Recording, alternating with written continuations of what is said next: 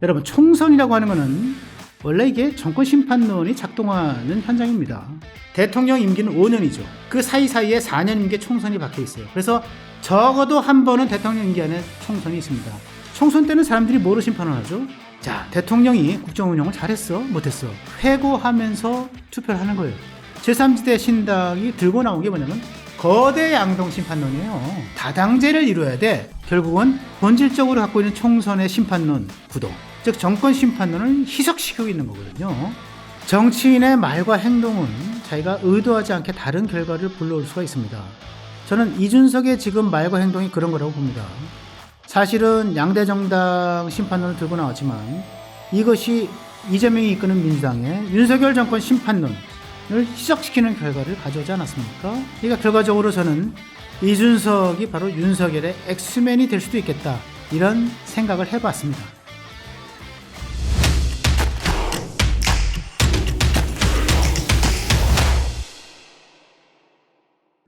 (2024년 2월 13일) 화요일 허민의 뉴스쇼 세 번째 주제는 이준석은 과연 윤석열의 엑스맨인가?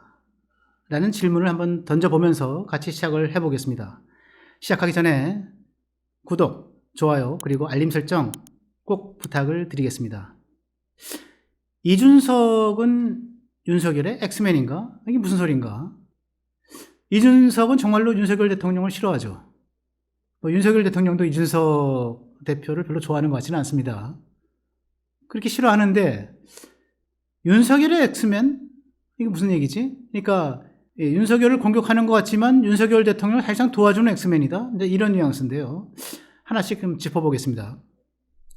이번 설 연휴가 시작되기 직전에 예상치 않은 뉴스가 하나 흘러나왔죠. 바로 제3지대에 뿔뿔이 흩어졌던 제3지대 신당 세력들, 크게 4개입니다. 저는 사실은 이 신당들 이름이 하도 많아가지고 비슷비슷한 뭐 개혁, 새로운 뭐 이런 것들이 많이 들어가고 잘 못 외우겠더라고요. 죄송하지만. 그래서 저 그냥 이준석 신당, 뭐 이낙연 신당 이렇게 말씀을 드리겠습니다. 아니 뭐 시청자 여러분도 그렇게 말씀드리는 게 더 빠를 것 같아요.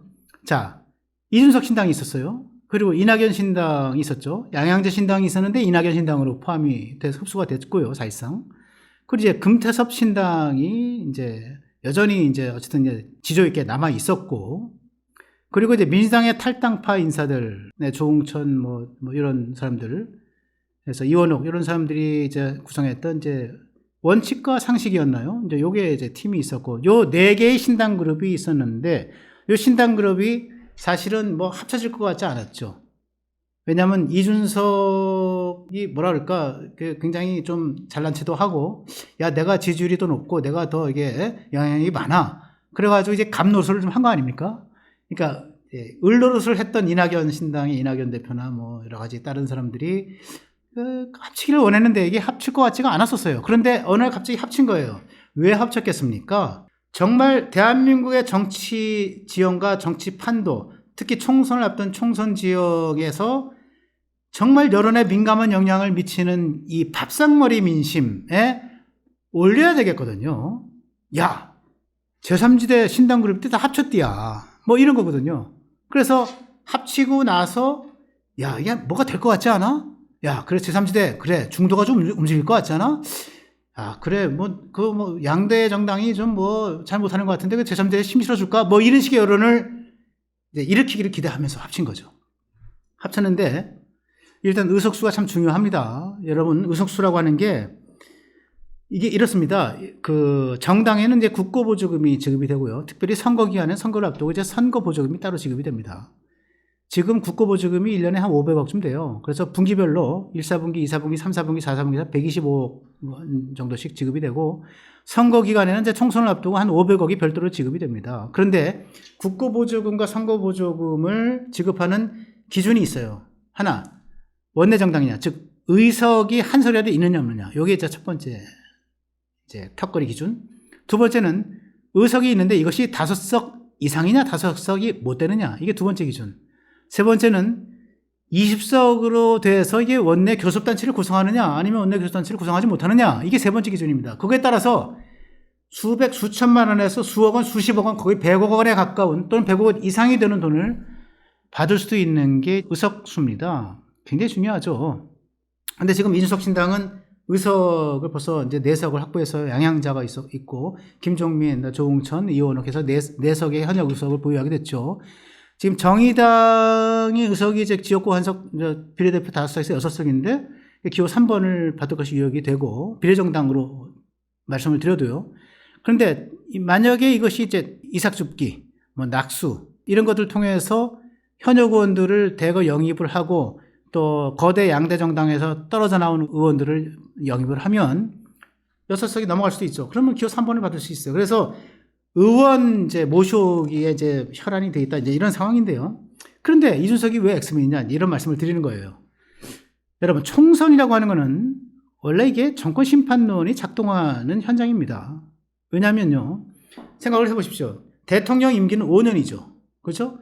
그 사이사이에 4년 임기 총선이 박혀 있어요. 그래서 적어도 한 번은 대통령 임기 안에 총선이 있습니다. 물론 이제 총선이 2번 있는 경우도 있어요. 집권하던 해, 집권 마지막 해, 이렇게 총선이 4년 이렇게 간격으로 있는 경우도 있는데, 대부분은 대통령 임기 안에 총선이 있습니다. 총선 때는 사람들이 뭐로 심판을 하죠?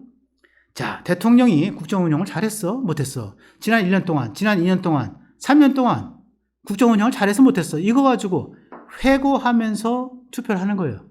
그래서 이제 죄송하지만 영어로 말씀드리면 이제 retrospective voting이라고 하는데, 회고적 투표라고 얘기하는 겁니다. 이게 정권 심판론이에요. 다른 게 아니고. 정권 심판할까? 에이, 뭐 심판할 것까지는 아닌 것 같아. 그래도 그럴만하면 잘했잖아. 이게 정권 심판론과 관련된 총선 투표고요. 그 대신에 대선은 이제 전망적 투표라고 하죠. 아, 누구를 보면 과연 대통령의 경제를, 대통령 안보를 잘 이끌 것인가. 그래서 전망적 투표, 프로스펙티브 보팅이라고 하는데, 총선은 정권 심판론인 거예요. 어쩔 수 없어요. 피해갈 수 없어요. 어느 누구도. 그러니까 민주당은 당연히 정권 심판론을 내걸고, 윤석열 정부의 국정 지지율이 가뜩이나 낮으니까. 지금 심지어는 뭐 일부 여론조사는 20%대로 떨어지지 않았습니까? 뭐 한국갤럽 같은 경우는 얼마 전에 29%까지도 떨어졌는데, 이게 민주당은 그런 거죠. 그런데 여기에 대해서 이제 한동훈 집권당의 비상대책위원장은 뭐를 걸고 나왔죠? 심판론은 심판론인데 정권 심판론이 아니야. 운동권 심판론이야. 특별히 586 운동권이 정말 좌파 이권 카르텔, 기득권 카르텔을 너무 심하게 만들어서 거기서 이권을 빼먹어 왔어. 그 대한민국을 적폐로 몰아가고 있어. 운동권을 심판해야 돼 라고 얘기한 거잖아요. 예, 한동훈 비대위원장, 운동권 심판론. 일단 정권 심판론인데 운동권 심판론에 각이 딱 쓴 거예요. 그 상황에서 지금 말씀드렸듯이 개혁신당으로 빅텐트가 쳐져서 제3지대 신당이 들고 나온 게 뭐냐면 거대 양동 심판론이에요. 정권 심판도 중요하고 운동권 심판도 중요해. 더군다나 국회에서 거대 영당 너희들끼리 먹고 뭐 이렇게 하는 거를 내가 내 눈으로 볼 수가 없어. 거대 양당을 심판해야 돼. 그래서 다당제를 이루어야 돼. 거대 양당 심판론이에요. 이게 뭡니까? 결국은 총선의 본질적으로 갖고 있는 총선의 심판론 구도, 즉 정권 심판론을 희석시키고 있는 거거든요. 한마디로 말해서 이준석을 중심으로 한 제3지대 빅텐트 신당이, 즉 개혁신당이 정권 심판론을 역설적으로 희석시키고 있다. 그래서 저는 이준석이가 역설적으로 윤석열 정부의 엑스맨 아니냐, 이런 생각을 하게 되는 겁니다. 여러분, 정권 심판론을 희석시키는 여러 가지 요인들이 있습니다. 조금 전에 말씀드렸죠. 한동훈 집권당의 비대위원장, 한동훈 위원장이 실제로 와가지고 자기 본인의 지지도가 꽤 올라갔습니다. 여기서 이제 한동훈 현상이 생겨났고요. 과연 이 한동훈 현상이 국민의힘 지지율까지 올릴 것인가, 즉 여권, 집권 여당의 지지율까지 끌어올릴 것인가? 끌어올리지 못했어요. 한동안 지난해 연말에 들어와서 한 달 이상 1월 말까지 그 지지율을 끌어올리지 못했어요. 여당의 지지율을. 그러니까 한동훈의 인기는 올라가는데 집권 여당, 즉 국민의힘의 인기는 같이 올라가지 않는 소위 말하는 디커플링 현상이 생겨난 겁니다. 그러니까 한동훈 인기가 한동훈 현상이 한동훈 효과로 이어지지 않았다, 이제 이런 말들을 많이 했던 거죠. 그런데 최근에 1년의 여론조사를 보면 한동훈 인기가 올라가면서 한동훈이 몸담고 있는 국민의힘 집권 여당의 인기도 같이 올라가고 있다, 이런 여론조사들이 나오고 있는 거예요. 그러니까 이게 뭐냐면요. 중요한 거는 이번 총선을 윤석열 대 이재명 이렇게 구도가 짜여지면 정권 심판론이겠죠. 그런데 이거를 한동훈 대 이재명으로 끌고 오는 겁니다. 프레임 전환을 한 거예요. 정권 심판론 대신에 운동권 심판론의 프레임으로 가져가고 있는 거죠. 요 요인이 하나 있고, 두 번째는 민주당 내 정말로 여러 가지 잡탕 정당들, 민주당 내라고 하는 건 좀 어폐가 있어요. 민주당과 여러 가지 관계를 가진, 뭐 조국도 민주당 신분이었고, 그 다음에 송영길도 민주당 당대표를 지낸 민주당이 배출한 거물 아니겠습니까? 그런데 이 사람들이 전부 다 지금 사법 리스크로 재판받고 법원에 판결을 받고 유죄 판결을 받았잖아요.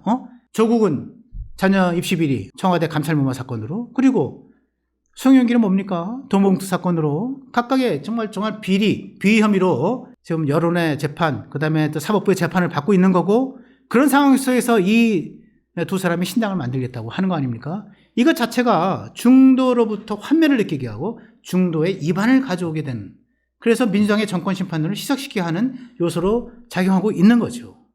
그리고 세 번째가 지금 말씀드린 이준석을 중심으로 한 개혁신당 빅텐트인 겁니다.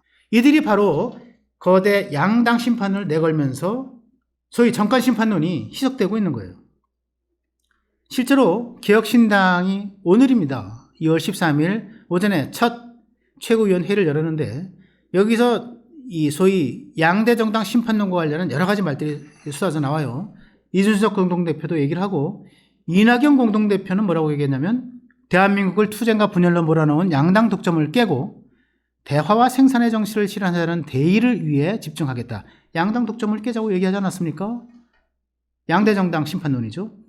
향자 원내대표 이 개혁신당의 발언은 전형적인 양당 심판론입니다. 이렇게 얘기합니다. 국민의힘은 대선 승리를 이끈 젊은 당대표를 모질게 핍박하고, 민주당은 품격과 실력으로 당을 이끈 전직 당대표를 거칠게 공격했습니다. 우리가 성공해야 대한민국 미래가 있습니다. 즉 이준석과 이낙연을 거칠게 몰아붙이고 공격했던 양대 정당을 심판하자, 이런 얘기를 하는 거예요. 이준석은 또 이낙연은 이게 30석 이상을 얻겠다 이렇게 얘기를 합니다. 그래서 비례대표에서 10석 이상, 그리고 지역에서 20석 이상 이렇게 얻겠다고 얘기를 하는데, 그 이제 이유인즉슨 이런 겁니다. 양당 어느 쪽도 제3지대에 있는 대안 세력, 즉 자기네들 당을 얘기하는 거죠. 이들의 동의를 얻지 않고는 어떠한 법안도 통과시키지 못하게 하겠다, 이런 취지인 건데, 저는 취지는 좋다고 봅니다. 민주주의 원리라고 하는 게 다양성이고, 이 다양성을 실현시키기 위한 정치적 도구가 다당제라고 본다면, 다당제를 이뤄서 협치를 제도하는 거는 저는 좋다고 봐요. 그건 있을 수 있죠. 궁극적으로는 있어야 한다고 생각을 해요. 그런데 정치는 현실이죠. 현실이라고 하는 건 뭡니까? 지금 결국은 신당이 창당을 해서 성공을 하기 위한 조건, 제가 누누이 말한 겁니다. 첫 번째 깃발, 두 번째 세력, 세 번째 지역 기반, 아무것도 갖춰진 게 없어요. 사실은 깃발이라고 하는 건 대선주자급 인물인데, 이준석, 이낙연이 과연 대선주자급 인물인가? 거기에 대해서는 지금 1%, 2% 가지고 대선주자 한다고 나설 수는 없죠. 지역 기반, 이준석은 TK라고 얘기하고 이낙연은 호남이라고 얘기하는데, TK는 사실상 지금 국민의힘 집권 여당의 텃밭으로 봐야 되는 거고요. 그리고 호남에서는 사실은 이재명이 이끄는 민주당이 한 80% 이상의 정말 이게 영향력을 가지고 있고 또 지지를 얻고 있는 거 아니겠습니까? 전 둘 다 없다고 보는 겁니다. 깃발도 없고 지역 기반도 없다고 보기 때문에, 게다가 더 중요한 거는 이념적인, 노선적인, 정책적인 잡탕 정당이에요. 이 잡탕 정당이, 이게 좋게 얘기하면 포괄 정당인데요. 캐치올, 모든 것을 잡는 포괄 정당이 되려면 이것이 주류 정당이어야 돼요. 전후에 독일의 3인당 에스테페 같은 경우가 대표적인 캐치올 포괄 정당이고요. 이거 주류 정당이죠. 엄청난 1.5당에 가까운 정당이죠. 그리고 일본의 자민당 같은 경우, 이것도 캐치올 정당에 가까운 정당이라 좀 보여지는데, 한 사람이 유권자도 배제시키지 않고 우리가 전부 다 포괄하겠다, 우리가 전부 다 끌고 가겠다, 이게 포괄 정당인데, 저는 지금 제3지대 빅텐트가 과연 포괄 정당의 면모를 갖출 수 있을까? 거기에 대해서는 굉장히 현실 정치적으로 불가능하다. 이런 견해를 갖고 있습니다. 정치인의 말과 행동은 자기가 의도하지 않게 다른 결과를 불러올 수가 있습니다. 이것이 이제 unintended consequence, 의도하지 않은 결과라고 얘기를 하는데, 하나의 정치학 용어입니다, 이것도. 저는 이준석의 지금 말과 행동이 그런 거라고 봅니다. 사실은 양대 정당 심판론을 들고 나왔지만 이것이 민주당의, 이재명이 이끄는 민주당의 윤석열 정권 심판론을 희석시키는 결과를 가져오지 않았습니까? 그러니까 결과적으로 저는 이준석이 바로 윤석열의 엑스맨이 될 수도 있겠다. 이런 생각을 해봤습니다.